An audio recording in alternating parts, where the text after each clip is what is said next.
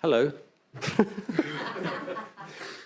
Hello, everybody. We're here today to talk to you about 3D commerce evolution. And obviously, as you know, it's the Khronos Developers Forum, where we've been talking all the week about GLTF, OpenXR, and 3D commerce, and some Metaverse Standards Forum work as well, which has been great. My name's Daniel Frith. I'm the Vice President of 3D at Avatar.ai. And today we have a very esteemed group of panelists and experts to help go through some of the complications, challenges, issues to do with 3D commerce. But before we get into that, let's each introduce ourselves. Tell me who you are and what you do. Yeah, grab a mic. I'm Leonard Daly. I'm a program manager for Khronos. I oversee most all of the pervasive 3D, which includes 3D commerce, 3D formats projects, includes quite a number of tooling efforts, which we'll talk about. Also supporting OpenXR and a compiler system called Sickle. I'm Patrick Hadley. I'm a product manager at Snap, working on AR shopping technologies. Keep it short. I'm a software engineer at Google. I own the open source model viewer web component for making it easy to display GLTF on the web. And I work on the PBR standards group in the GLTF. Cool. I'm Mike Festa. I'm the vice chair for 3D commerce. And I also work with Jatinder at SuperDNA on creating 3D content. Hi, I'm Jatinder. I'm a founder of SuperDNA 3D Lab, and I also part of chair of BDTSC group in 3D commerce. Cool. Thank you all. Nice to meet you. Sorry, just to add as well, I'm vice chair of the 3D formats working group where we explore GLTF. Right, so before we go into more detail, there's a little video we'll show you, just a little demonstration of some examples of what we do with GLTF, and then we'll get into it.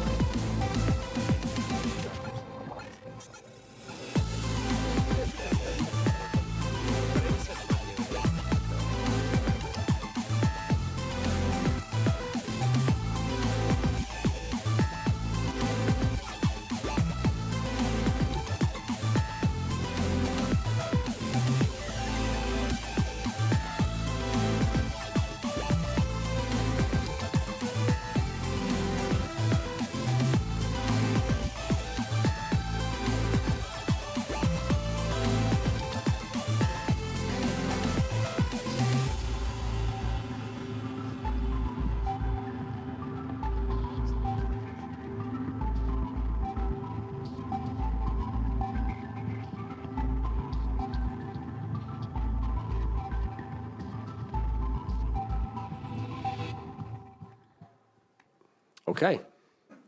Thought we'd start off by just sort of doing a little bit of an intro of the state of 3D commerce today as we see it. Because we're here to discuss and take questions on the current state of this and how that's possibly evolving. and then the work we do in Khronos to support that and highlight some of the maybe some of the task subgroups that are helping evolve that. And I think I can speak for all of us that there are still many challenges with this, especially in regards to standardization in content and platforms, and especially consistency in experiences with regards to colorization. I know Emmett will go more into that, and all the rest of the panel will as well. But also how we deploy 3D at scale, inspiring experiences and content that are all well and good, but scalability is a big issue. There is a principle of we always advise, try and build once and use everywhere. We talked a little bit about it yesterday on one of the panels about how building lots and lots of versions of assets isn't an efficient or scalable way of doing production. This is where GLTF can be a really good file format to use, because you can build a really great looking GLTF asset and then decimate and work from there as well. And there's lots of different ways we can do this. And of course, deploying assets at scale is a big issue for all of us as well. I know that in Avatar, we kind of produce a lot of volume of content and assets, but also keeping that at quality can be difficult, especially with levels of detail. And there's also a lot of how do we handle quality and reusability? Like when, for example, with what we do, we kind of will produce assets. They'll go into one engine, look different compared to another and another and another, and that can be a real pain point for us, can be a real challenge. And then I know the guys here have been also looking at how we define sort of more consistency across engines and platforms. And then I added in another thing here as well, which just wanted us to cover a little bit, is about technology and implications. It's really interesting this year. I don't know if you guys have seen how much more there is in regards to lens wear this year compared to last year, if you were here last year. There's a lot of lenses down there, and it's going to be quite interesting to see the consistency of the experiences when we produce content onto those platforms. But I'm going to move on to Emmett. Yes, your turn. You're up. And Emmett's going to talk to us about how we achieve rendering consistency today. Sure, thanks. So, again, I'm coming at this from the physically based rendering part of this, right? PBR, that's the part of GLTF that I work on primarily, both on the standardization front, but also on the implementation front. I do a lot of work on the shaders in 3JS for implementing this stuff. And it's interesting, the key is, I think there's a lot of misunderstanding still about what PBR really is and what it does for us. It's hugely beneficial, right? Because before PBR and the standardization in GLTF, if you were to develop an asset, it was pretty much developed for one environment and one renderer, and that was where it was going to live. It was, primarily based around games, so that made sense. But what PBR allowed us to do was make assets that are transferable. And the way they're transferable is because they're based not on some particular person's arbitrary shader. They're based on actual physics. And physics is the ultimate stable API, right? We know it's going to be the same tomorrow. It's going to be the same for a long time. And that's the real power of this. But the key is physically based rendering is not 100% physical. That's a huge part of it, but it is not the whole pipeline. And that misunderstanding is a huge part of the core of the difficulty that I think the whole industry has in terms of gaining consistency. So it's important to remember, what is physically based rendering? Well, it starts with lighting, and it goes to material properties. The light reflects off of the materials or refracts or whatever else. And then it comes to a viewer, an observer, a camera with an exposure to get an idea of sort of like, okay, what do we do with that light that comes in? But here's the real key. There is another step after this, okay? Because this gets you what we call scene linear light. And that means physical light that is unbounded in its brightness, right? Think about how bright the sun is. There is no display on Earth that can represent that, okay? So there is a step, a necessary step, that is taking this infinite range of light that's physically as accurate as we can make it, which is not perfect, granted, but it's decent. And we have to convert that to what fits on the screen. And that process goes by a lot of names, actually. I'm going to call it tone mapping here. That's a pretty common term for it, but be careful. There's a lot of definitions that overlap. But this step is actually the same problem that photography faces, okay? Photography is the same deal. It's trying to capture the real world, but it's restricted to putting its representation onto a screen, onto a printed picture, something like this, right? That's dramatically lower dynamic range. And the goal here is to say, well, I can't make this piece of paper emit the light that the sunset is going to emit. That is not physically possible. So we do something else. We map it, we tone map it, and the goal of that tone mapping is to retain the perception of that sunset. And that's the same thing we're trying to do in e-commerce. We are trying to maintain the user's perception of the product. And that is hard, because all the physical part, it's mathematical. We can actually check how close we are. The perceptual part is fundamentally subjective. It's different between different people, and it's kind of fundamentally immeasurable. So this is where things get sticky. Now, the great news is photographers have been dealing with this problem for 100 years or more, right? And they've done a lot of work to solve this. And so the key to remember when we're doing rendering is that we are trying to attain photorealism, right? And that is to say, it's not just about making the scene linear light, it's about making a beautiful representation that people accept as being a facsimile of the real world. If we can do that as well as a photographer can, you know, people are pretty used to photography, pretty happy with the results of photography. If we can attain that, we are doing well, okay? So we need to make sure that we're learning from them, that we're following those same paths. And so this is really important as we go further, because one of the most important things, the thing that we get constantly in the e-commerce space is, how do we QA our models, right? This is like the number one thing. Great, I paid a designer for this model. How do I know whether it's right? How do I know that it's accurately representing this thing? Great, I send it off, and some other QA person, maybe from my company, maybe from another one, comes back and says, I'm sorry, this does not match our expectations. And then you have to figure out how to solve that problem. And that is not easy, because again, people come into this with the expectation that, well, we're doing physically based rendering, physics is exact, so we will simply get the exact right answer, and if it's wrong, we'll simply go back and tell them there's a bug. But that mistakes the fact that there is this perceptual step that cannot be ignored. The other most important part is that people forget that the whole purpose of physically based lighting is to divorce the model from the lighting. What the power of PBR is that you can model your product one time, and then you can use that model, you can reuse it in any scenario that you want, right? It is the analog of the physical product. So you have to remember, a lot of times the QA loop that we see people go through is they will get their design from their artist. They will put it into their QA person's renderer. The QA person will say, this is not the right color, go fix it. And they will go back and change the model's color.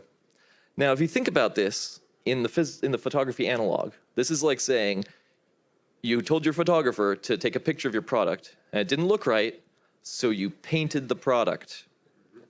Okay? This is not generally a good approach.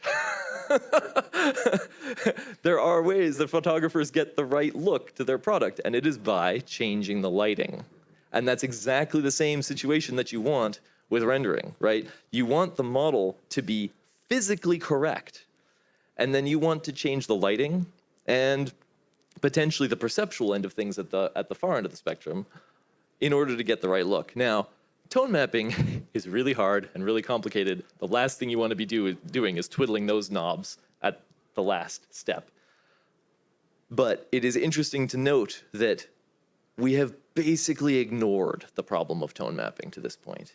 And I am in the process right now of trying to help find a better solution to this, because in fact, the main tone mappers that we use are like ACES, something from the film industry, which is popular and lovely in the film industry for getting a nice look. I don't think it's the right answer for the e-commerce industry. I think we have different needs, and I think we probably need to develop our own system for this. And we need to make it simple enough that that people are not choosing between 18 different tone mappers or changing knobs at the last minute. We need to come up with a standard, with a consistent way to help people get a good result. Because I mean, I'll tell you, I did some data analysis earlier that floored me. 25% of the colors in the RGB gamut are not accessible with ACES tone mapping. You literally, there's no color you could put into your model. There is no light color that you could apply that would ever get you a canary yellow or a whole variety of other colors. And again, this is, in the film industry, they must have decided that that wasn't super important to them. They also use actual like out of gamut colors, crazy things for inputs that we don't have in GLTF. But the point is we have different needs. So it is probably worth looking at what our needs are and realizing that you can't just not have tone mapping, right? Then you're clamping everything. You get all kinds of hideous artifacts, at least if you have anything shiny. So there is a necessary, complicated function for this stuff, but I think we can do better. So this is something that we're going to be looking into. How? I can show you some really crazy plot data analysis if you want, but it might not.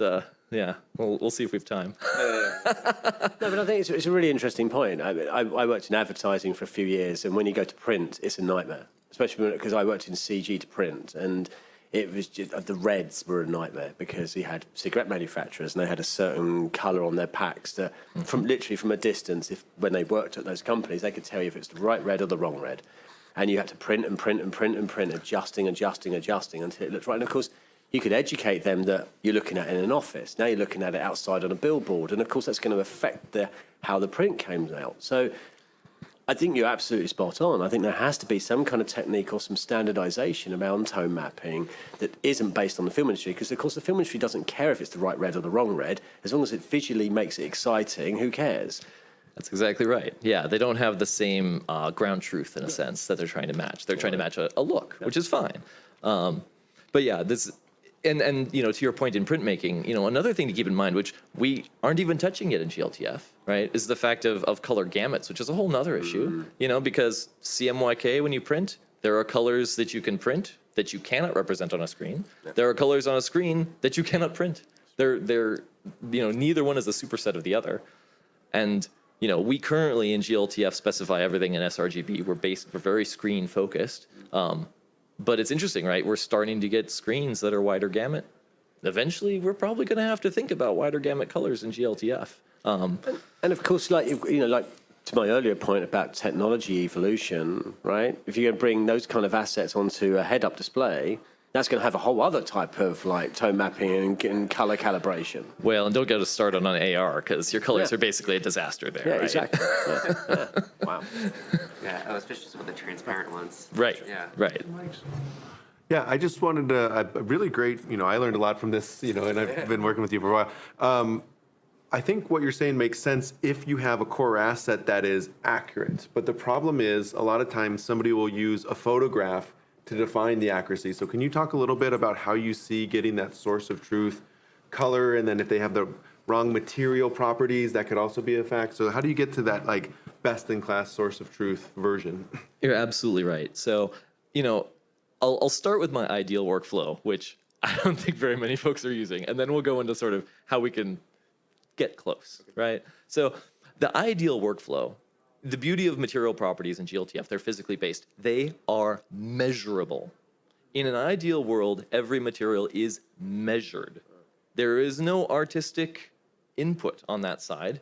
You would literally say, well, this is its roughness, this is its reflectivity, this is, all of the properties. And there are companies now coming out with scanners that are actually starting to develop these measuring capabilities. That's really powerful. So that's the golden North Star that we will eventually get to, right? Because then it takes away one whole piece of the uncertainty, right? You say, this model is measured. This model is right. That's what it is physically. It's as close to the real product as we can do. Now everything's happening on the lighting side, right? Because you can change the look of something enormously with lighting, right? But if we're not there yet, we have to find some way to make these materials. They're made by artists currently. So what do we do? In this case, what's really key is to remember that if you think, if you've gone through the QA loop, like every time we hear this, people go through the QA loop and say like, oh, there's some problem. And the first thing everybody says is like, oh, they're using a different renderer. They must have different shaders. I guess, it's just not really matching up. It's life, file a bug. No, is it the renderer? It's a little bit like if you're a software developer, Does the compiler have a bug? Compilers have bugs sometimes, but if you think it's the compiler, it's always you, right? This is one of those situations. I know full well I've fixed enough renderer bugs, they happen, but if you're thinking it's the renderer, it's the lighting, or it's the tone mapping, okay? And so what we find is that the problem is a designer is in one program using one set of usually default lighting, default tone mapping, they often don't even know what it is. And then the QA person is using another default lighting, default tone mapping in some other program that doesn't know anything about the first one. And the first thing you ask them is, well, what was your lighting? What was your tone mapping? And they say, what? If you don't know, it's wrong every single time, okay? And if you haven't matched your lighting and your tone mapping between every single person who's designing and checking the model, then there is absolutely no hope that you can have a conversation. Much less determine if your model is good. So you have to, at the very outset, decide what is our scene setup for doing our QA. And that has to be the same scene setup that you give to your artist who is developing the model. And these things, every single one of these programs, you can configure these things. It is possible. It's just people aren't used to looking for it.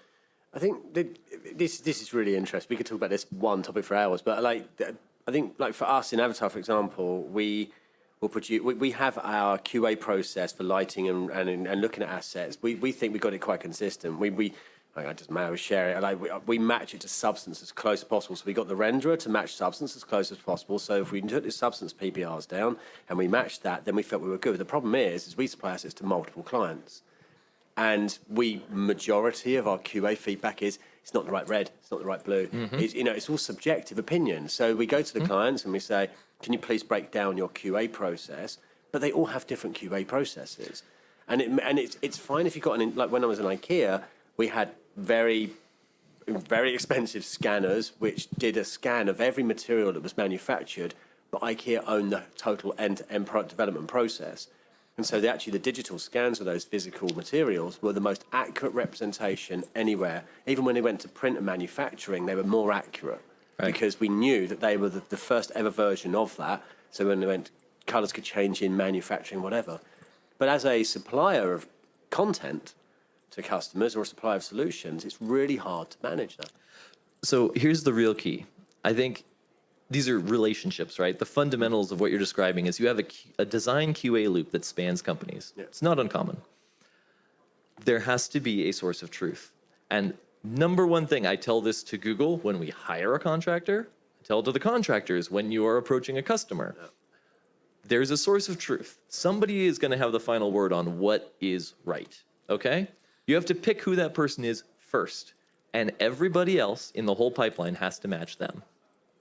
So it's great that you have your own QA pipeline, but the fundamentals is if you've got your own QA pipeline, that's wonderful, but it doesn't match your customers, it's useless. Exactly. Now we make this a little bit easier at Google because we've settled on using Model Viewer. In fact, Model Viewer provides a Model Viewer editor that makes it very easy to drop your models in from a website, drop your lighting in from a website.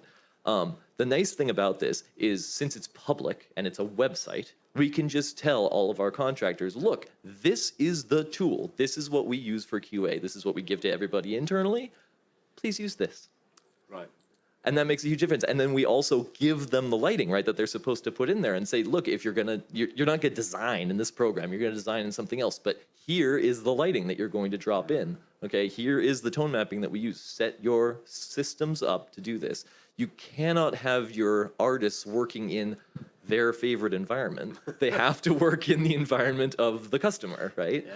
Yeah. So I think that's the real key. But I'm hoping that with the change to tone mapping, we can make this a lot simpler. Because right now, ASYS does amazing things with colors, which is to say, they change them a lot. And they change them in ways that you would not expect. Like you want blue, how about purple? you want red, maybe orange?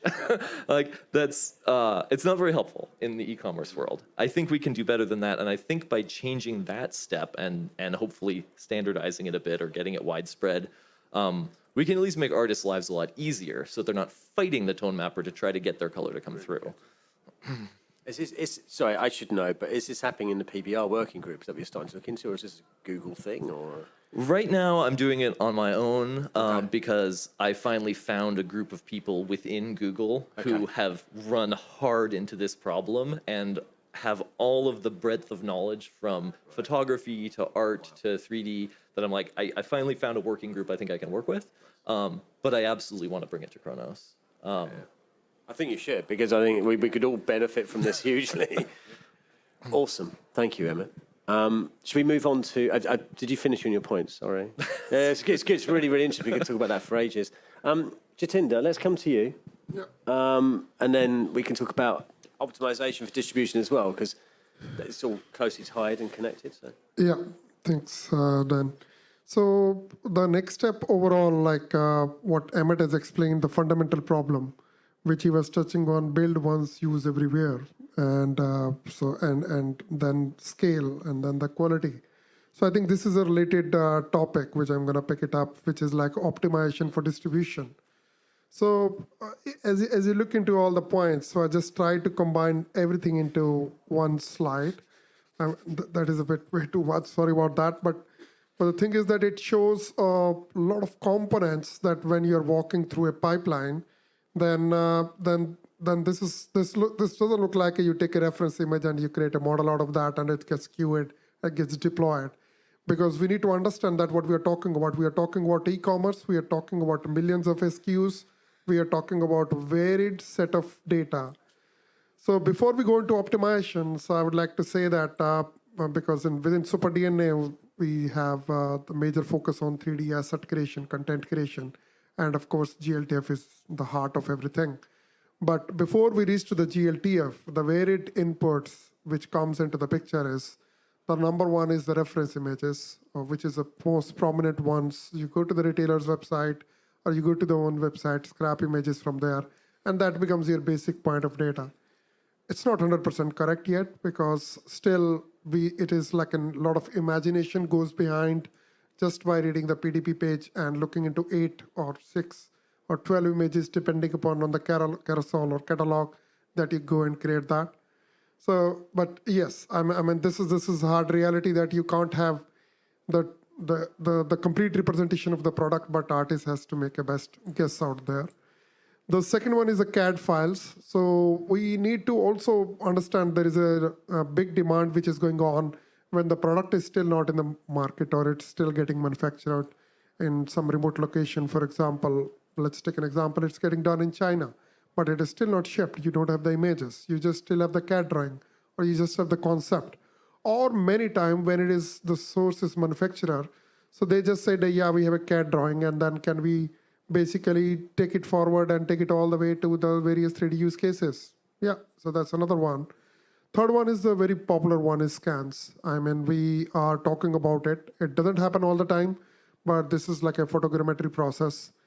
So yeah, people say that, okay, when this is the true representation, because you get the scan from all the angles, it takes very less time, then why this is not the only way through which we can get the 3D asset creation done? It's different. I mean, again, the problem goes back to the scale. If you visit any of the warehouses, I'll say Wayfair, or I got like an opportunity sometime back, a couple of years back, to go to the Overstock.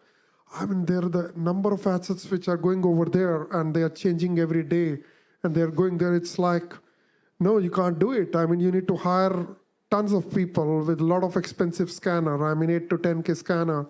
And then, we did a lot of experiments with a lot of scanners, but it is not like especially on certain items, it is not practically possible. Theoretically, yes, it will be true representation.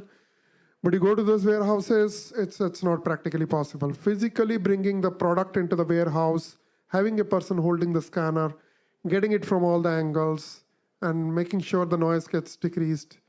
Yes, it all practically is very difficult. So I'm not against scans, but when I try to push scans, this is what happens. Existing models. So again, when we talk about that GLTF and everybody wants to go to 3D, they will throw up files of 3D to you. Maybe somebody has done it like 5 years back, 3 years back, Or sometimes they are sending out the SolidWorks files and they think that this can be directly go into the GLTF and it exists. But yeah, you need to deal with all those scenarios. Then you already have this OBJ FBX format. We all must understand this one, that in this 3D commerce group as well, we are keep getting evolved. So the 3D assets which were created in 2018, we look at them and we laugh at them, and then we say, oh no, that was not a great quality. I mean, I remember when ARKit was launched and we were doing things for Overstock. And if I look at those assets right now, I just don't want to look at them. I'm serious. And then if let's say if they want to use those assets, I mean, yeah, they have already spent money out of that. So this is another challenge which I say that the existing models always comes back as an input, and that's one beauty in GLTF when we talk about the future proof. I mean, many things were in the panel. I know Ahmed, Patrick, Dan. A lot of all of us keep saying it's a future proof and why we are not including this into the GLTF format, why we are excluding this. So I think we are solving the issue which we think that can happen in the future. So we are just not including everything in GLTF. So that's a great part. The another varied inputs comes is if we look from the user point of view or the consumer point of view or the supplier point of view, the geometry and the material are two different roadmaps. So we all know that the chairs where we are sitting, I mean, this same chair with the same geometry can have with 100 materials. How do you make it easy? I mean, you need to split up the pipeline over there. So there are more inputs. Maybe I have missed a few of them, but if I talk about that, if we need to talk about optimization at scale, if we talk about that we need to optimize the pipeline, so then we need to keep it in mind that these all inputs we will be facing day to day when we are going to convert to the GLTF. The second thing, which is artist dependent, which also makes it, we need to look at that. We call it as a different pipelines. I mean, any 3D solutions company you talk about, whether we talk about Super DNA or we talk about All 3D or we talk about Ventana or Avatar, I mean, we all have, even in Snap, I know me and Patrick, like we discuss about this, that, okay, yeah, we all are automating our pipelines. So what are these pipelines? And then what do we mean by that? So if you just go back with this software development process, so where basically we all, ultimately, if we come from a tech background, we understand there is a pipeline. We talk about the development, we talk about the components, we talk about files, we could talk about compiling and deploying, and then the whole DevOps comes into the picture. So if you look at like 15, 20 years back, I mean, when the software development lifecycle was pretty new and we were talking about, DevOps was not the word, and we were talking about this whole waterfall, that was a pipeline which we're talking about. But that has evolved so much. And I feel that, okay, now if there is my age is 45, but if I talk to somebody who's like 18 or 20 and 25, he doesn't even know what we have gone through in our development time. I mean, for him, it's easy to pick up Jenkins and then all these DevOps tool, and quickly he can build up these multiple pipelines. He doesn't understand the pain point that how the software was getting deployed and how in the nights we used to wake up that, okay, it has to go live and keeps finger crossed. I mean, so those all nightmares are basically have been gone through, and the technology has evolved over the period of time. I sometimes, when I'm talking internally, so I'm doing the same pitch to my developers that, okay, guys, so treat 3D as at that particular level. I mean, we all need to look into that whole pipeline. Ultimately, we want it to be a seamless process. And so this is the pipeline which we talk about, and so you have a set of inputs, and you have certain steps to go all the way to the deployment in the production. Anything which comes in between, there has to be minimum friction. At every level, the quality has to be maintained. You should not have any handshakes over there. You should be assuring quality even at the geometry level, texture level, like the final QA level, tone mapping, lighting, rendering, and the true representation. And even if you go into the multiple channels, so we are like presenting it to the 5 retailers, or we are pushing it to Google, or we are pushing it to Meta. Everywhere it should. I think it is pretty difficult thing, And it looks like that, okay, yeah, means it looks very easy. You take an asset, you create it, you do QA and you deploy. But it is same like software development, which we used to talk about 20 years back, that, okay, yeah, what's a big deal? Yeah, deploy the code. Here is a bunch of scripts and that's it. So going back to this when I talk about the optimization, so I would like to remind all of us that we don't forget that we are into that era that where we need to do some kind of standardization over there. And that is where basically if you see like again 7 to 8 points which have come up, anything depending upon inputs, and this will have a little bit different kind of a pipeline. So when if we take away software development components, so you're talking about UI UX, so there is a separate person for that. Here also there is a separate set of people who combines these pipelines. So when we talk about this high poly pipeline, then it means, okay, it is a true representation of like the CGI, which is the most prominent used in the e-commerce stores. Yes, we talk about 3D, and I will pick it up as a separate topic and don't want to confuse it. But in the catalog, it is like one of the bigger items. Real-time assets, we all know about this. We're talking about this, using it to the virtual try-on, looking into all the 3D applications. I'm talking about the custom models, so where we are talking about this chair and we want to replace this with the 80 different materials, or so that is generally we call it as a configurator. So how do you split up the material and texture, material and geometry pipeline separate? We are talking about cloth simulations. I mean, there are tools like a Cloth 3D, which we talk about, marvelous with the soft, if we talk about bedding, etc. So there are a lot of tools which basically helps us that, okay, when we are talking about the pipeline, we need to think about that, okay, the tools, people, and then we define this pipeline. And of course, I also added some complex model of sculpting. And all of them have some kind of tweaks and learnings for an artist to go to meet the GLTF specs. I mean, many times it becomes like, I know that our artists, like many times, this sculpting, right? So it takes a lot of time.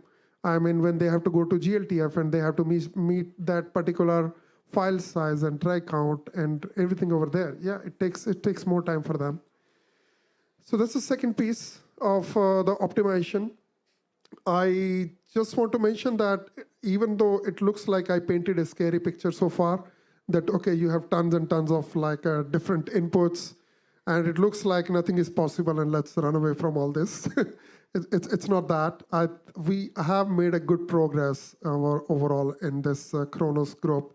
And if we talk about the GLTF and if we talk about the GLTF extensions, 3 years back, first time I looked into that. 2 years back, we were complaining about all this, like with the glass, sheen, velvet. Oh, this doesn't match. So then the idea was that, okay, some of the asset can get converted, others can't. I remember we used to, like, when we used to get the products from our supplier, we say, oh, no, this can't be done. Oh, this can't be done. Oh, this can't be done. I mean, that situation is, I won't say we have solved it 100%, but we have solved quite a lot. That's the optimization part I would like to highlight, even though the picture looks scary and we have a lot to do over there. We have compressions, we have conversion, we are doing automation. I mean, Mike is going to touch about this asset auditor right now. We are promoting it a lot on this particular front, and I will let Mike talk about that. The quality asset validation. It's again needed for the scale.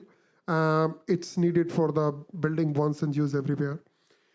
Nothing gets completed unless and until we know about what are the use cases out of this. So even if we have made the GLTF optimized assets, you will still hear, we keep hearing, oh, I need 4 LODs. Okay, LOD 1, 2, 3, 4. Oh, why do you need that? Oh, I need to use it in this. People are not aware of that, okay, it looks very easy when we have, I mean, if we just match it to that, okay, you try to send you click the picture in your iPhone and you're sending it via email, it gives you 4 options, small, medium, and the actual size or the best fit. I mean, that is the representation. If you want like a 8 MB picture, you're going to send it out, you're going to print it. And if you have to just WhatsApp, you don't need the smallest one. So it's a similar kind of a use cases when we say 3D as a JPEG, like we create a kind of a similarity over there. The use cases are different. Depending upon the use case, you use multiple kind of LODs, which also called optimization, which means we also need to take care of the tools. There are tools available for when we talk about the compression of the geometry, like Rapid Compact, Simply Gone, Instalod for the geometry part. There are many more. Darko compression, which is basically from Google, I believe, right? So yes, so use cases we need to give platforms. So ultimately, when we look into the optimization for distribution, we must forget that the slide is a picture where every element needs some kind of attention. Yeah, that's pretty much. I mean. Amazing, thank you. Should we move to Mike, because you can go through the asset validation and stuff. Yeah. Yeah, I'm going to kind of continue the thought process, and actually I'll just go to the asset validator slide because I'm just going to talk about, or asset auditor rather. Asset auditor is a tool that I worked on last year. It came out of the asset creation guidelines project that we started a number of years ago. The goal at the end of the day is we want to be able to support multiple use cases for a GLTF file. And that GLTF file, if we think of it, is the distilled version of the 3D model. It's not the ground source of truth for the model per se. That could exist in a Max file, a Blender file, USD file, what have you. But, when we think about exporting for the different use cases, like Jitender's saying, you've got your, high quality for print, in a photo, and then you get the low quality one that you just want to send a quick snapshot to someone. Same idea here. There's a lot of different use cases. And the GLTF validator, which is an existing tool, is something that's really helpful to know if it's going to work. Is this the actual GLTF? Is all the information here? And that's an important step. But the auditor step is kind of like a deep inspection of your GLTF file. It can help you identify, what's the triangle count, the file size, the number of materials, the texture resolution. And each of these attributes can be kind of customized for a given use case. So if you're going to be doing it for, Snap deployment, and Snap can provide the specifications for the auditor, it makes it a lot easier to build that pipeline in-house to hit those targets, and then you run it through the auditor just to check everything off. And if something gets flagged, you get, a red fail, then you kick it back to the artist or you put it to a manual review. Sometimes there are exceptions, and it's okay to not necessarily pass every test in the auditor, but to at least be aware that there are these internal details to the file. It's a quick way to basically screen out a lot of potential common issues that you could get to with performance if you start loading in high quality assets into your web viewer, and that's not the intended use for that asset. Maybe the artist just uploaded the wrong one, right? So we want to make sure that with the auditor, the asset that you're creating for a given experience is going to meet the needs. And everybody's been doing this internally for a while. Part of the reason we came up with the asset creation guidelines was a lot of new companies coming into the space, brands, manufacturers, trying to figure out 3D. They didn't know what they needed, to provide to, the different retail platforms. So when they're talking to a vendor like SuperDNA on creating the content, they're really not sure what the specifications are. And then, we kind of have to come in and say, well, what's your use case, blah, blah. But if they know this is getting deployed to Amazon, and I'd also like to put it on, Google Ads or in a Snap, promotion, we can then say, well, here, these companies have built up these specifications. We can quickly, provide the asset that you need. So anyway, it's a tool that we think is going to be helpful, but we're still in, V1 of the asset auditor. So we're looking for gathering more feedback, figuring out what are the additional checks that might be missing right now. We had a long list of things we wanted to get to, but for V1, we pared that down to there's probably about 20 or so checks. But there's more that can be done, and more we want to do. We just need to hear from more users and understand what are the gaps right now and how are you using it. Maybe a question I have, and it's probably not the right question to ask, but when you think about what you just showed, Jitinder, with the enormous amount of potential inputs types, and God knows I've lived in that world as well for a long time, and it can be anything from CAD images, whatever. And then, of course, the only part of that funnel that we can standardize is that GLTF part, PBR part. At least we can then kind of refine it and bring it in. But with the asset auditor, how do you kind of guarantee the input data? I mean, you can't, right? No, yeah, we can't at the moment, which is a problem. So- But so is maybe the- there could be some type of input equivalency. Oh, I don't know how. I I mean, don't know. it'd be Could be amazing if you interesting. could do it, right? Yeah. If you could do like kind of, hey, this has been created in X software, then that might make suddenly a lot of sense. Yeah. Go on, yeah, go. You wanna grab the mic? At least one aspect of this. It's not the whole story by any means, but there is talk within the PBR group of making the PBR material standard broader than GLTF. I think that could be a huge advantage for the industry, right? There's been interest from USD, there's been interest from various other places where they're like, hey, you guys did a lot of work to standardize a physically based rendering model. Everybody's already agreed we like physically based rendering, and nobody really likes sitting around standardizing things. So why don't we just use one that exists, right? And the beauty of that material model is it's mathematical, it's physical. There really isn't anything about it that's specific to GLTF. I mean, sure, we decide like how you should, put your pixels into textures, but that's actually a convenience for developers. And if we can get to the point where there's actually more and more usage of GLTF materials in other formats, in other pipelines, then hopefully that will make it a lot easier to ingest things and at least know that sort of the hardest part is right already. And then you're now focusing more on just triangle counts and, these sorts of things. Yeah, it's interesting. Sorry, totally. mate. Yeah, No, go no, on. go ahead. I was going to say, it's like what you're talking about there is actually standardizing the way we work rather than the output, right? Or standardizing the kind of final use case part. And that's really interesting because I mean, I know a lot of companies who do what we do, pretty much everyone uses now Adobe Substance, right? And it's actually, I think that's fantastic. It's kind of standardized how people are creating materials, and that library gets bigger and bigger, and everyone then at least is using the same foundation to work from. I know it will never happen, but it'd be fascinating to see if you can actually standardize the geometry creation and the way you get like the modeling part done, because that's a whole minefield. As we know, you've got CAD and Maya and Max and Blender and Cinema or whatever. But it's interesting how the texturing part has become much more standardized. Very interesting. Yeah, no, I definitely put in my vote of support for that. I think materials is a good, interesting topic for us to kind of promote. And I like the concept of a GLTF material itself that's separate from the model. The asset auditor is actually more focused on the model characteristics and less on the material, because it's kind of subjective at the end of the day, which is part of the problem. The auditor is a tool that's meant to just kind of go behind the scenes and check things that are easier to identify, like numerical, but you can also pick up some of the material things like overlapping, areas of your UV maps. But that's mostly just assuming baked down textures, not authoring textures at the source. So yeah, I don't know. I'm excited about the future, and I think materials is something that would be great to dig into probably further as we discuss more, especially tomorrow. We're going to do face-to-face for those of you in Khronos or thinking about participating in Khronos. This is a great group of people, and we're going to be building out our roadmaps for the next probably 6 to 12 months. And we'd love to get feedback, from you guys, the audience and the folks in your network, especially people that are using GLTF already. Like, what are the things that are missing? What can we do better? And materials, to me, feels like a great opportunity. But with that, I'm gonna pass it on. Okay. We got Patrick coming up next.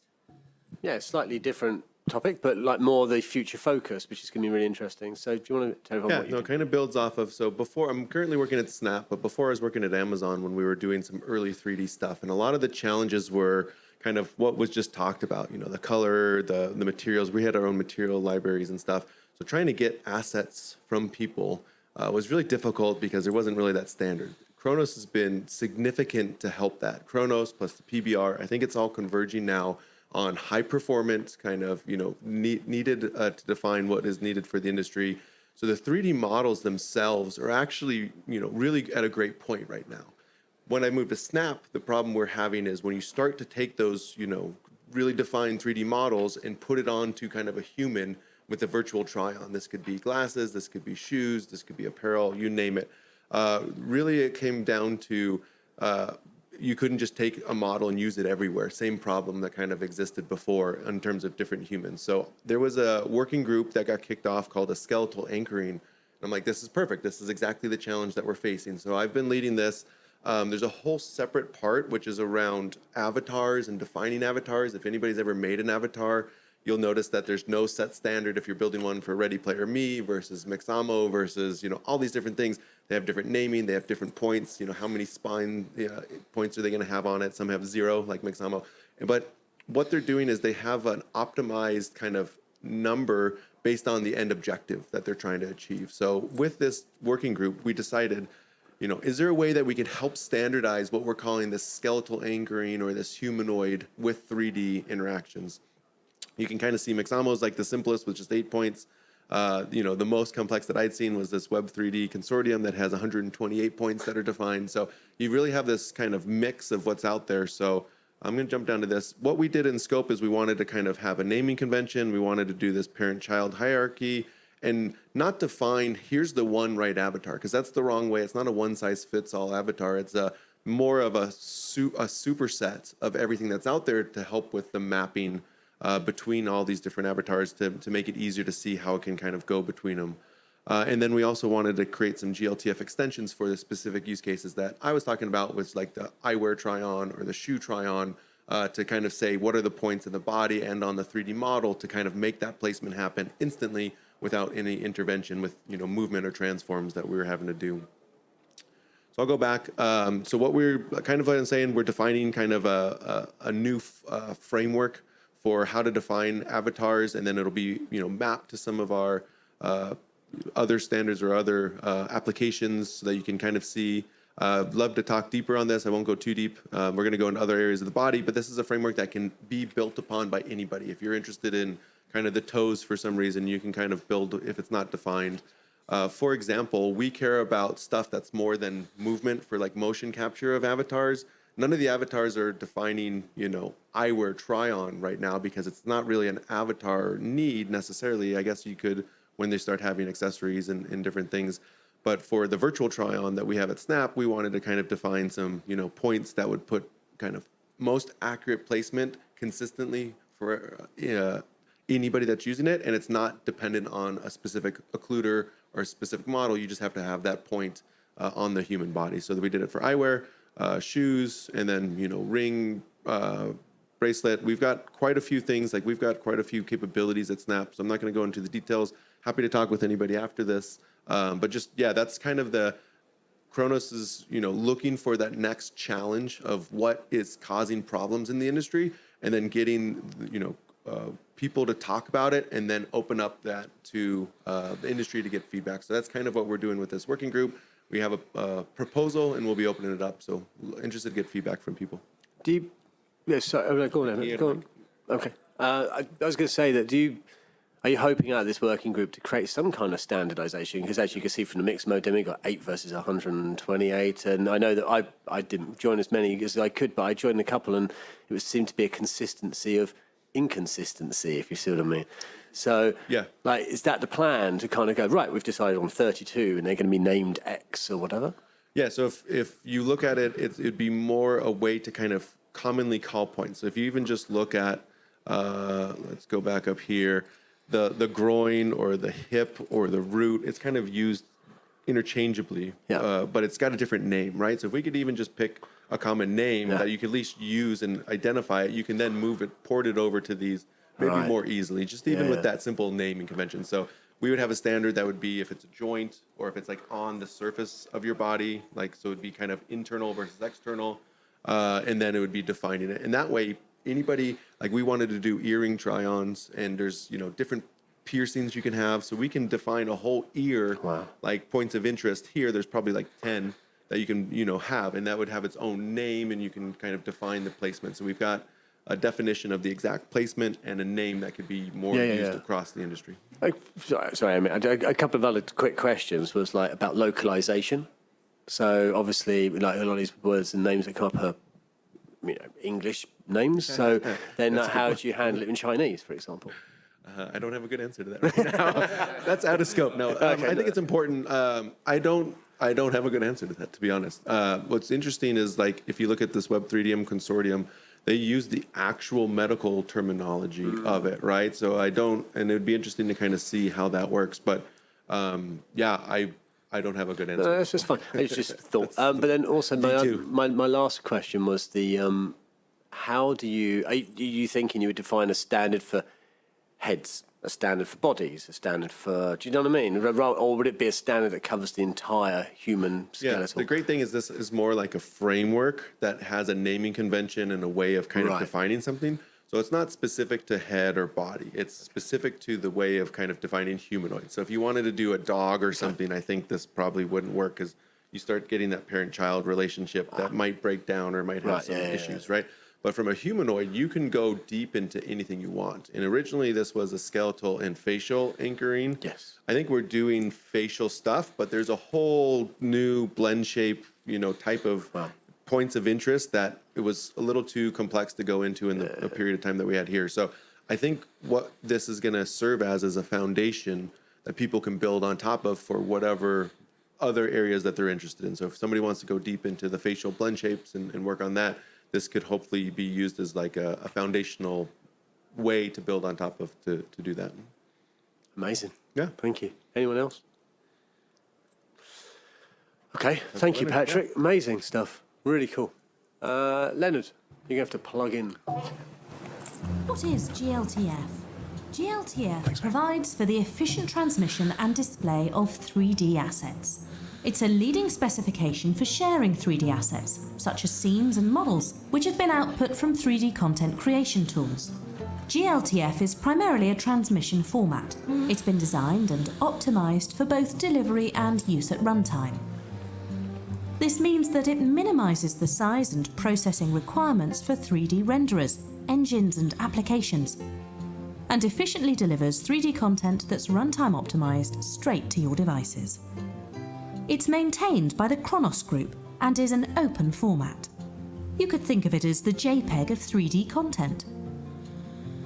Because it's a well-defined specification with strong tooling, GLTF is also attractive for sharing 3D assets and exchanging content between various applications, tools, and libraries. Who should use GLTF and why? Artists, developers, animators, and content creators all benefit from using GLTF. With GLTF content, creators can include 3D assets directly into their published content, which are accessed via web browsers, desktop, and embedded applications. Artists can leverage a wide range of 3D authoring tools to create rich GLTF-based 3D visuals that incorporate the latest physically based rendering effects. In addition, GLTF allows consistency across software programming APIs and devices, from PCs to mobiles and the web. What are the benefits of using GLTF? GLTF offers efficient texturing, rich material features, wide industry support, and the flexibility to be enhanced to meet the needs of hardware and software vendors. Because it's easy to use and an extensible open standard, GLTF is already accepted by many key players in the industry and is now an ISO IEC standard. GLTF, the future of pervasive 3D, is already here.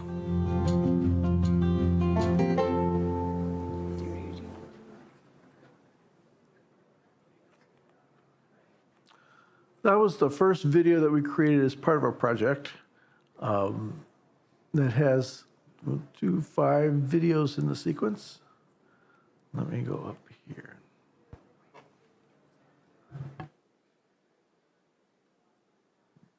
So we're going to do this a little differently. We've been sitting down for way too long. So, and besides, this shirt is now camouflaged by the slide. So we're having the conception here, the path from conception, which sometimes may be an idea or a CAD model, all the way up to public deployment. Khronos has funded the development of a number of tools along this path.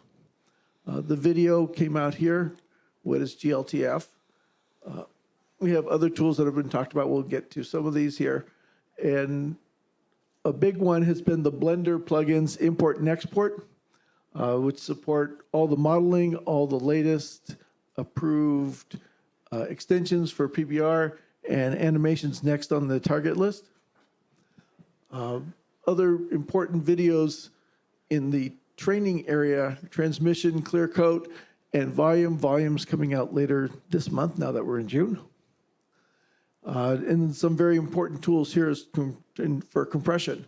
One of the tools on the slide was metadata. That's been something that's been in GLTF, supporting XMP metadata. That's very useful for the commerce because it allows you now to connect very important things within the model to your database of even more important things. What's other? And then we'll also show a complex scene. This is a project that just finished last week. They released the public beta of that, and we'll have a short demonstration of that one and a couple other things in here. So now back to the slides.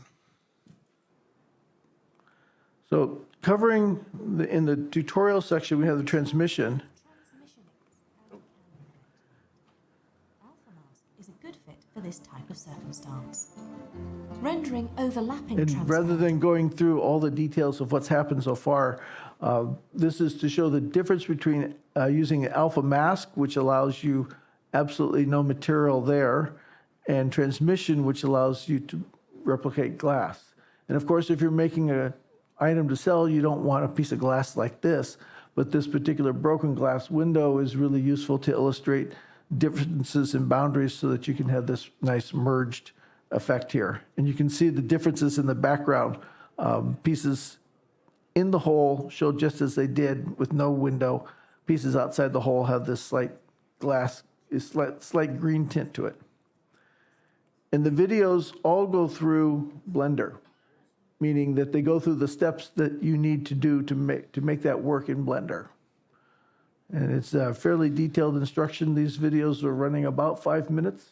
They'll be scheduled for the Khronos YouTube site. We expect them probably sometime in July. And there'll be those 3 training videos, plus a long and a short version of the intro video that we showed earlier. And get this. Leonard? Yes. A question for you. Good. Is there an opportunity for people to request tutorial videos from different types of things? Absolutely.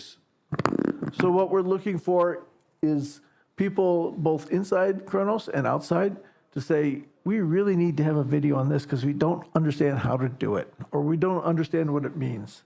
We have 2 projects coming up for the rest of this year that will cover videos, one with a commerce focus, and specifically using the Autodesk tool sets, and others back more along the lines of using open tool sets.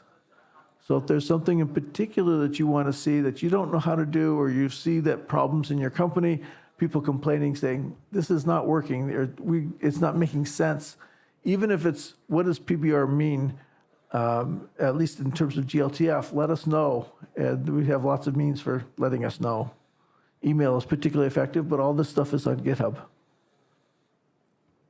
And these will primarily be on YouTube, right? The videos will end up Okay. on YouTube, yes.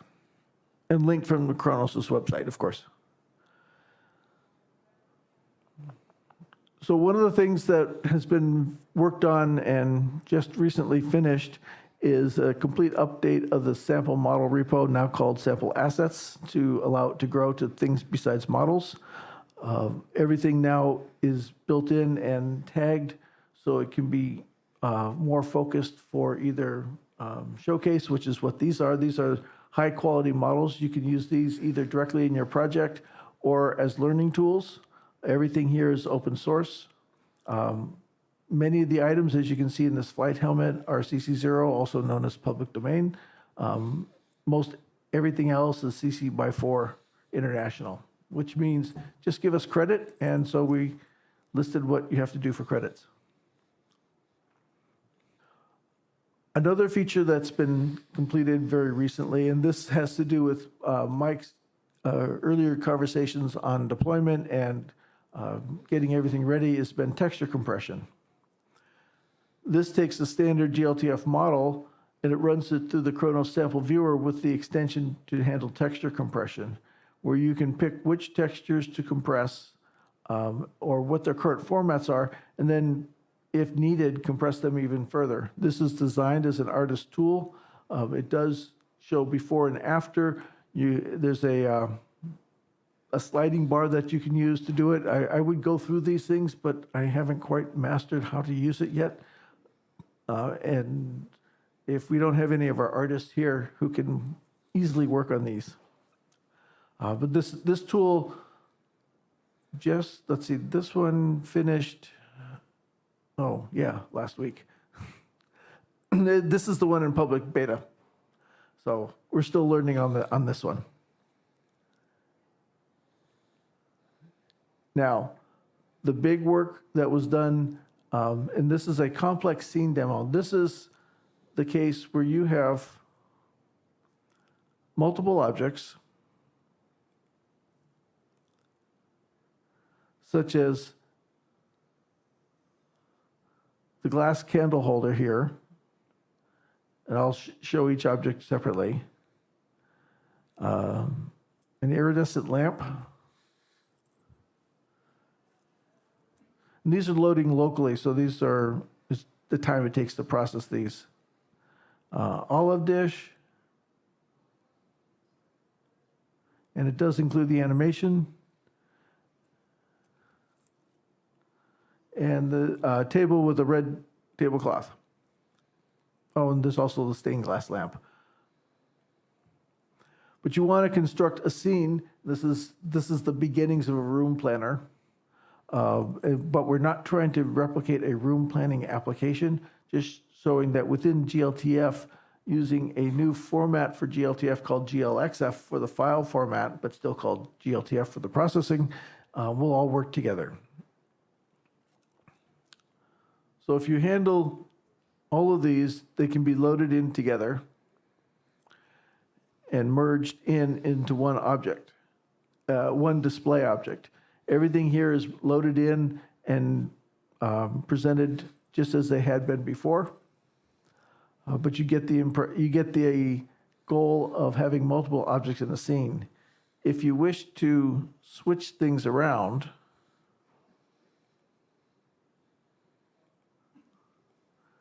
and use instead of the stained glass lamp, use the hurricane candle.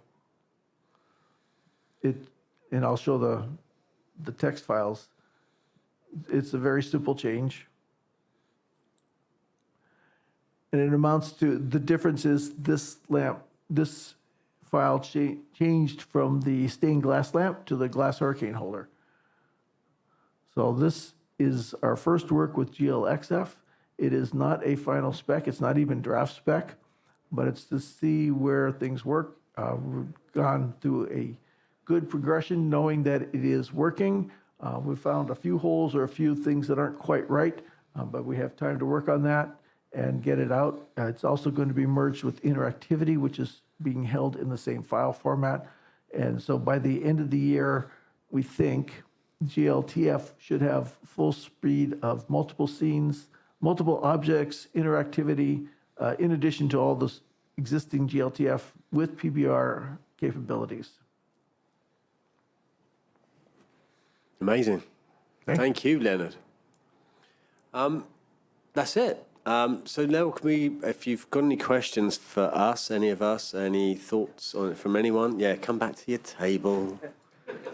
Come on. There are some questions from the audience. We've got a good 20 minutes if you want. So. Yeah, actually, I have a question for Emmett, and I think we talked about this a long time ago in a meeting.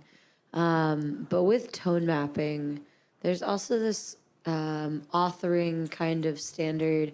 I think it kind of comes from games more than anything, but of having PBR color compliance, where you can't use the full color gamut, and it's like limited on either end, and there's actually kind of disagreement about like where those ends are too.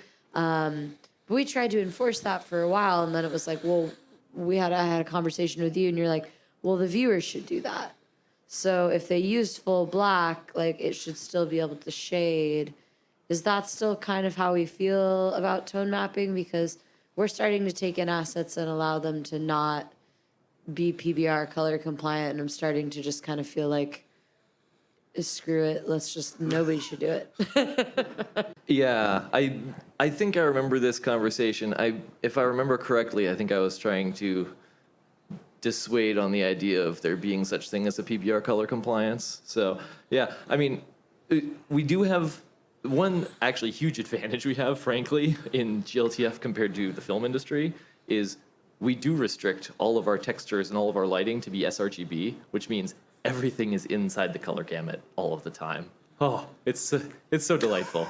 The world of the film industry has to deal with negative colors. Have fun. We thankfully do not. So our problem is simpler, which is actually another reason why we shouldn't be using film tone mapping, because they have to solve a much harder problem.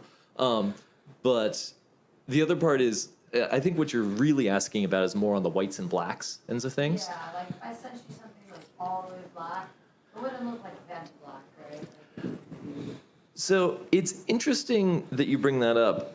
I'm not going to talk to that too much right now because I actually just noticed I was investigating this myself, and I recently noticed an interesting difference. Even though all of the rasterizers that we look like are pretty darn consistent, they're actually pretty different than the path tracers right now in deep blacks. I have the feeling that we may have had a little bit of groupthink and had an error in our approximations around deep blacks. So I'm going to have to dig into that a little bit and see, because I would take a wild guess that the path tracers are right. They might not be, but there's two that agree with each other. So, so you know, this is another one of those cases where it's like you cannot take anything for granted. We have to really dig into this and figure it out.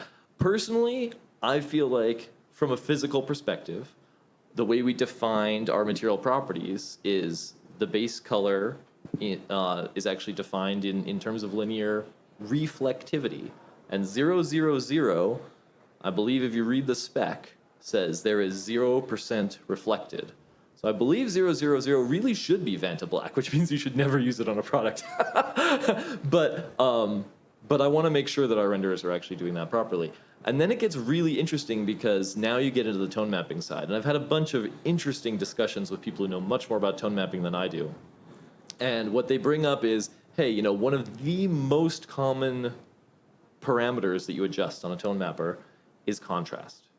And if you've ever adjusted contrast in Photoshop or in a photograph or anything like that, what that's doing is tweaking the tone mapping curve. You always had a tone mapping curve, but it is putting on larger or smaller toes on the blacks and the whites and steepening everything in between. And we need to decide how we think about that in commerce. Because again, the idea of like changing the contrast of a photograph until it looks right perceptually is a very normal thing. But that is obviously breaking the one-to-one relationship that you might hope exists between your base color and your final render output. What I want to remind everybody is that there has never been that one-to-one relationship, right? The color that you see on the output is absolutely as much or more dependent on the lighting than it is on the material.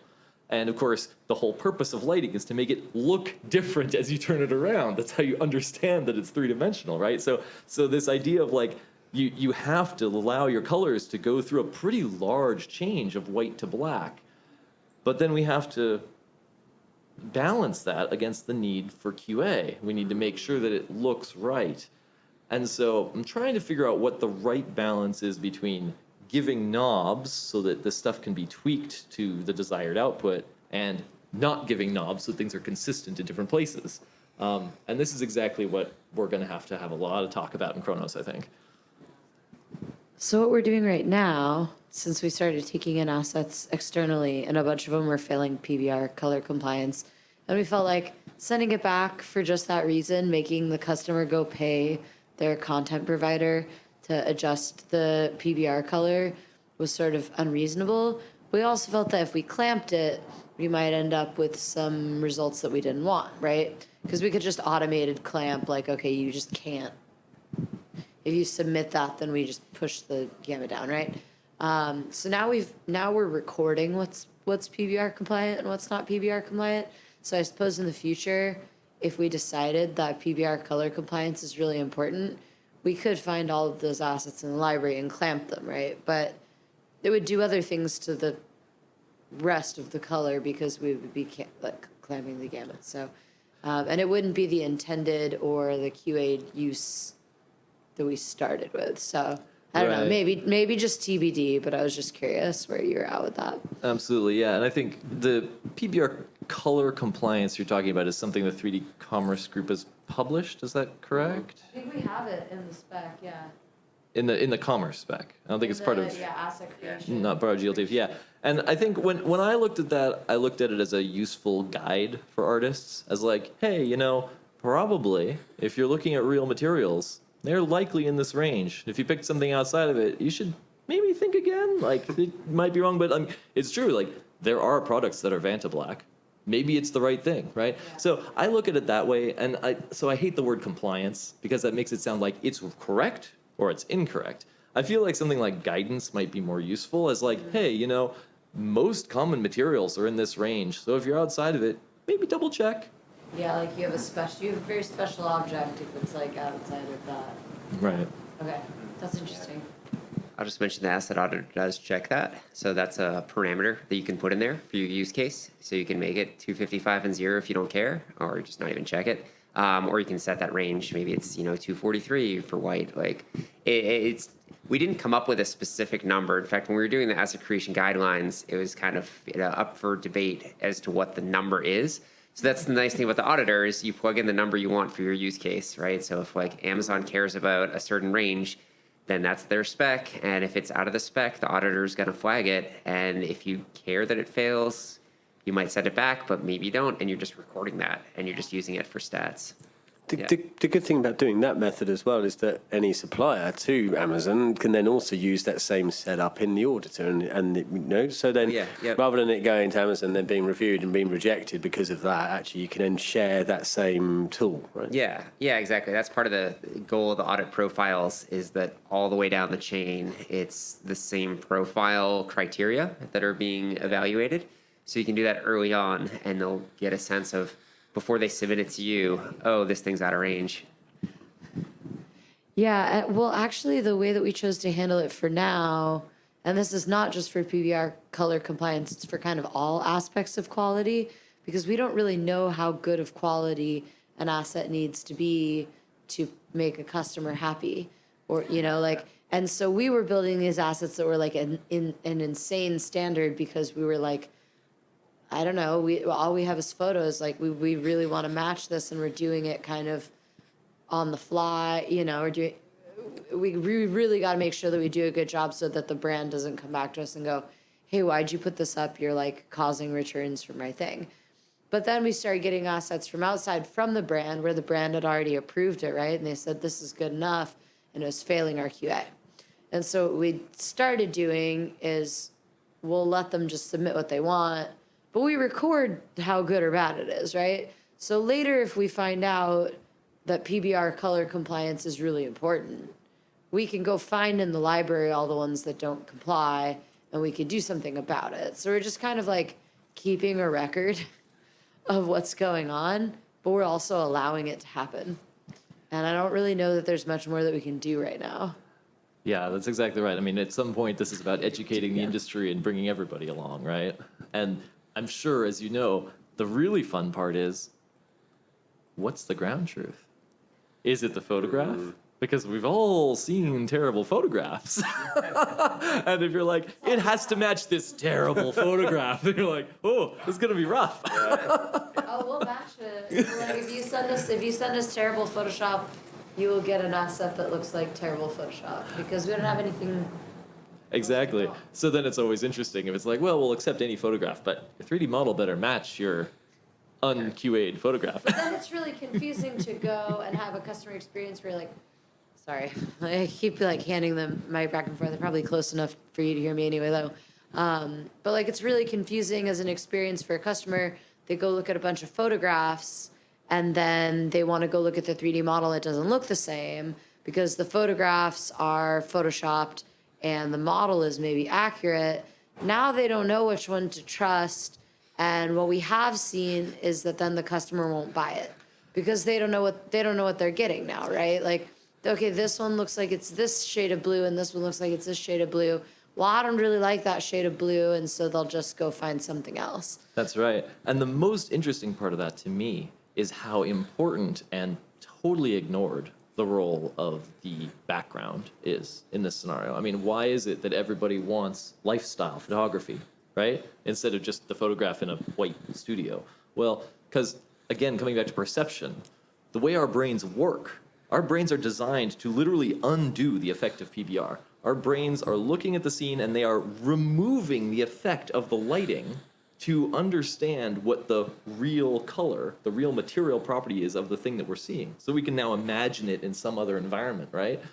Now in PBR, we have to do the lighting properly so that our brains, when they undo it, get back to the right answer. Yeah. But here's the thing, the way that our brains figure out what lighting to remove is by the environment behind the object. Yep. And how often do we simply remove that? We say, oh, we'll just put it on a plain white background and then hope that they figure out what lighting we apply to it so that the brain can remove it. Well, good luck. So it's really interesting because, of course, you can show a product that has physically different pixels on the screens and the user will be perfectly happy with it as long as the backgrounds behind it make sense with those different colors, right? And that's what Right. PBR is amazing at. But so often we just say, you know what, we're just gonna slap everything on a white background, I'm sure it's fine. And then you're left with the situation of, well, am I sure that I'm putting the same lighting environment on my 3D model as the photographer put in the photograph studio?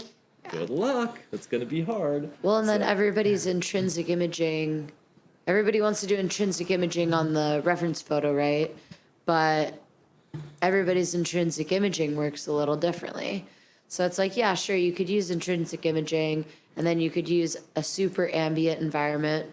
Yeah, like the dress is totally exactly, we talked about this yesterday. Fantastic. Yes. Just casually outside of a talk. Like, it's totally a dress thing. Like, it just depends on the lighting if you think that this dress is one color or the other, and that, yeah.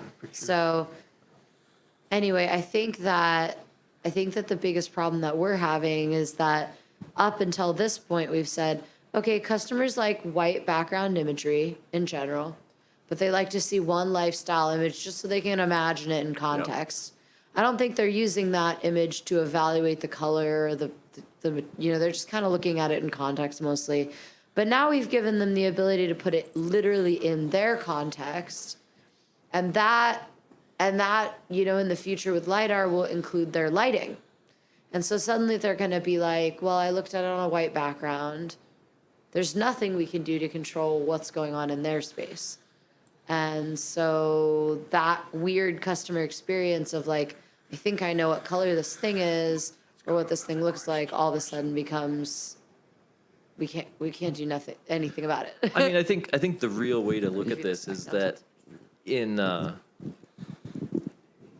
PBR we can do better, right? And this is, I'm not saying the future is completely here yet, but right, we can do lighting estimation in AR. If we're actually doing that really well, then we can show them something that is much more like their object will really look in their space than we can ever do on a white background with a generic piece of lighting, right? And it's really interesting because we're so focused on what's been possible before and how our QA is sort of set up around that system that we've blinded ourselves to the fact that that system is fundamentally also broken, right? That is not able to give people as clear a representation of what their object really looks like as these new experiences can. And so now we're running into this situation of like, we can do better. Oh, but it's different, so it doesn't pass QA. And we're like, oh, we have to actually rethink the whole process to make this work. We had some other questions as well. Sorry. Be good to hear those. Oh, Leonard. So we don't use GTLF in our pipeline right now, and my question was, I hope simple. Like, we basically go from Maya to Substance to Unreal, and then when we need to create things for web, we use Marmoset and Marmoset Viewer. So where would I explore using GTLF that might be helpful? Probably all talk to this, but I would just give a quick shout out to Model Viewer. It's the thing that I own. It's free. It's online. It's one line of HTML to get your GLB up on a website. It's very flexible. So we have an editor there as well that's publicly available if you just want to view things and try out different lightings. But I'm sure there's a lot of other tools. Yeah, I mean, you'd have to make sure you export it properly. I don't know if there's native support right now in Max for GLTF export.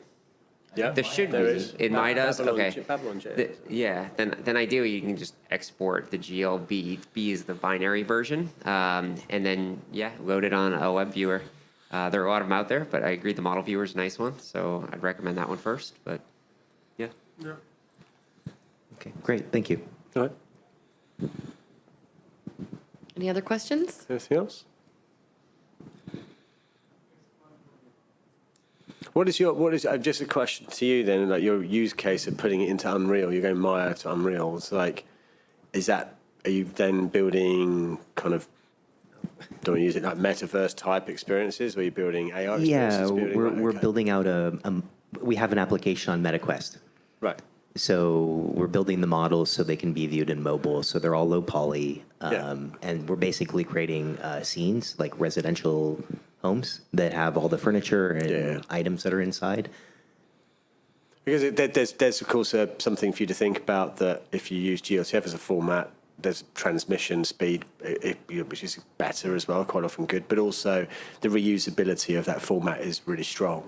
Because if you're going down the whole sort of to Unreal route, you've got to kind of build it towards that formatting, and then you're kind of tied into that ecosystem, which is really worth considering. I just thought I'd add that in, because then if you've got everything through a GLTF pipeline with PBRs, you can then go into AR, VR, anything else. You can put it on websites, you can put it into lots of different types of browsers.